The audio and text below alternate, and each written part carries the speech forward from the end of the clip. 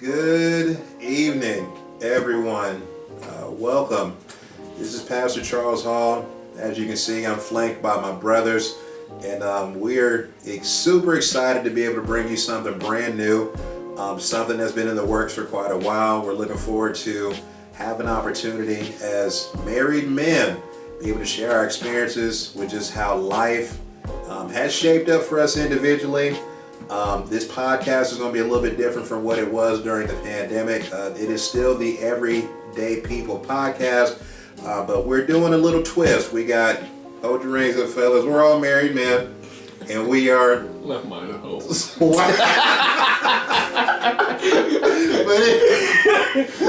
I didn't get a chance to go home and get it. But anyway, we are all married young men. And the idea of this podcast is just to bring commentary and reflection on what the Word has to say based on our experiences, how well we handle these things and how not so well we handle these things. We're going to be raw, we're going to be authentic, we're going to be vulnerable, we're going to do some sharing. We'll have some funny moments. Stuff might go off the rails every once in a while, just depending on the topics. But the format of this thing, we'll talk, we'll bring up our topics, we'll share how we handle these things, and then we'll look at what the Word says, because that is the final say-so. The Word is the authority, and we actively are trying to follow after Christ. And so to our audience and those that will be seeing things after, we get things rolling, that is the basis of this. We might clown, we might do this, we might do that, but Jesus is the base. We make sure that we give him all glory and honor. But before we get into the show, I'm going to take a moment to just let the fellas have a minute just to introduce themselves. And I'm going to start with my brother Kevin. All right. Well, hello, everybody. My name is Kevin. I've been on this Christian walk. I've been in church all my life. But I can definitely say that I've really been involved and really started to dive into who Jesus is for myself since I want to say maybe about a good 8-9 years, I'll say. I'm 30 years old. I've been married. Me and my wife, we have been married for about 2.5 years, and we have 2 young daughters. One is 4 years old and one is 7 months old. Yeah, that's just a bit of who I am. I'll go ahead and hand that off to Brother Ed. How y'all doing, everybody? Elric. You call me El if that's easier to say or to remember. Rico Frico. Let's see, I've been involved in church my whole life. But just like Kev said, I've been probably diving in, taking this a little bit serious, learning Jesus for myself. Maybe, if I had to be honest, probably like the last 4 years or so. Just getting my own understanding of how the Bible works and what it speaks to me and how I can apply it to my everyday life. Like I said, I'm 24 years old. I'm also married, even though I don't have my ring. I forgot it. I've been married for going on a year. It'll be a year in October, and I'm 24, and yeah, that's a little bit about me. All right. Brother Kayam. Well, what's up, everybody? I am Kayam. You can call me Kai if it's easier. I'm 24 years old, and I have also started my Christian walk, I would say also all my life, but I haven't really been diving into it until my adult years lately, so about 4 or 5 years as well. I'm married to my beautiful wife, Cheyenne, and we're just on this road. I'm a deacon at God's House of Prayer, up and coming. I'm learning the ways, and that's where God has taken me. Amen. So, and for those of you that know who I am, or maybe you don't, I am Pastor Charles Hall. I've been the pastor at God's House of Prayer for the last 7 years. I've been in ministry for another was started when I was like 23 and a half. So I've been at this for about 15 years. My actual journey for being saved, I've been saved since I was probably about 18. But yeah, I am 38. I've been married for 4 years. Have no children of my own. I've got 4 stepchildren. Kaim is one of them. And been married to my wife Natasha for a little while. You know, I had been going to God's house of prayer all of my life. Like I said, started taking my faith walk seriously at 18, and then things have just kind of been moving ever since. It's had its spells when it went fast, its moments when it went slow, just the ups and downs of all of it.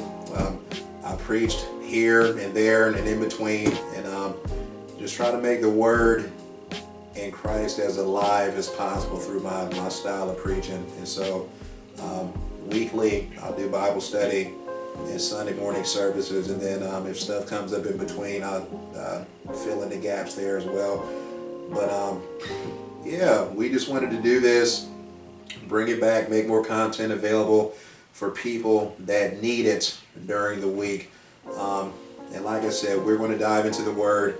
We'll dive into our everyday situations in real time, just to let you see, just to get a peek at what's going on in our lives. Not saying that we're anybody that important or that exciting, but we just want to give y'all a peek at what this looks like in real time for folks and see how we actively are pursuing after Christ and His answer on how to go through these things. So we're going to jump into it. Thanks for getting all the intros out of the way. Kev, Kaim, and Ricky. I call him Ricky. That's what I call him. And so we're going to dive into the first topic tonight. And so, Kevin, what you got? All right, well, as far as topics wise, we had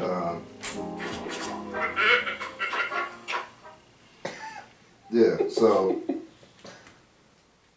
there's where we had, let's go back, right. All right, so the topic was overcoming pride and selfishness in your relationships. Overcoming pride and selfishness in your relationship. Now, as married men, how would you say that you handle this? Yay or nay? How do you handle this, Gav? I say I handle it very well. Just as myself personally, I'm not a prideful person. I'm very humble. I try to keep things very low key. I'm not ever out in the forefront or anything like that. But just as far as it goes in my marriage alone, I can say that I handle it rather well, but kind of the biggest part of it all is always just trying to analyze and just know the sake of whatever it may be, whether you're just having a disagreement about something or whatever it may be, as long as you know who your partner is, your mate, whoever it may be. The way I handle it, again, is a lot of times, more often than not, I'm having to follow my own sword. I just have to just let her have it, and whether it may be something I may already know the answer to, you gotta let her kind of go through it. And yeah, as much as I try to tell her, she may not listen, or she may listen, but she'll still want to do her own thing. We'll have to find out on her own. Again, it's always about knowing your mate. But some things we all have our own standards and things that we all will, again, we have to stand on. And those things we can't budge, we can't move on. But when it comes to a lot of other things, it's like, okay, is it that big a deal? Do I have to make a fuss about this? Let it go. Scoot up a little bit, Kevin. There you go. But yeah, just being able to just say, just letting things slide. But yeah, I kind of do find myself doing that more often than I would like to. But yeah, that's just the way I, go about it, just within my own life and marriage. That's before even, scripture and things come about. But definitely trying to be as selfless as I can. Unintentional, my fault. But yeah, Great timing. Great timing. Right. But, yeah, just trying to be, again, it's just a part of my own makeup, my DNA. I'm very selfless. I'm always trying to help others, trying to, look out for people a lot more so than I do myself. So that's pretty much it. Okay. Kyle? Well, just throughout my marriage, I can also say that I'm not a very prideful person or very selfish either, but there is moments and times to where I definitely allow my pride to get in my way, and I'm sometimes stepping on my wife's shoes.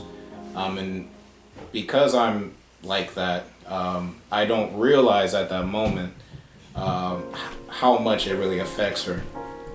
And that is just something I continuously need to work on, I know, within my walk, is to step aside and understand that my wife is my partner, like in crime and all of it. She's by my side, back to back, side by side, and I'm not ahead of her, nor is she ahead of me. We just have to do this together, and I just have to allow my pride to step out of my way and let her handle her business, and I know she needs to do the same for me. So Cool. Yeah. As far as pride goes, I also consider myself not a prideful person. For me, I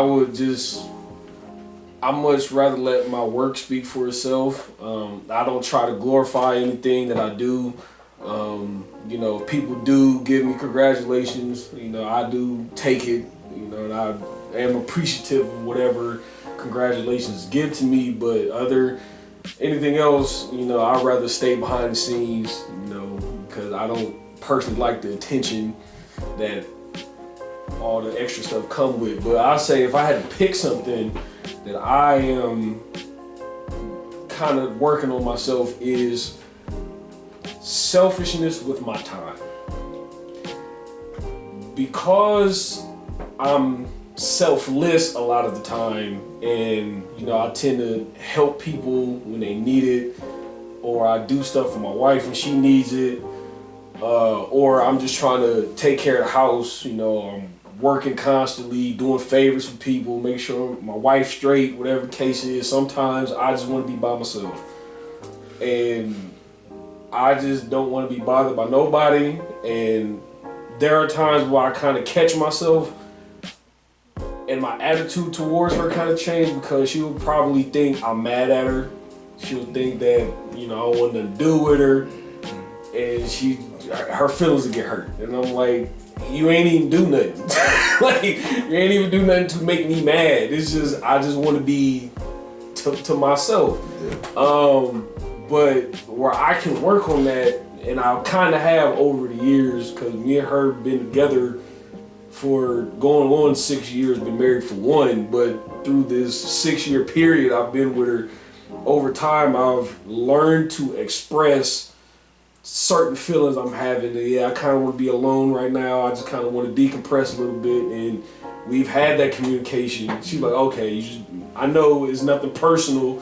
You just want to be left alone a little bit. I'm gonna go do what I want to do, and then whenever you're ready to come back, I'm here. But there are times when I don't feel like I'm a workaholic. I don't work 6 days in a row, and I'm like, I just want to be by myself, and I don't express that well.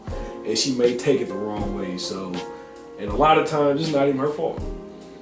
And sometimes I can take that out on her, and she don't deserve it. Some real world stuff going on.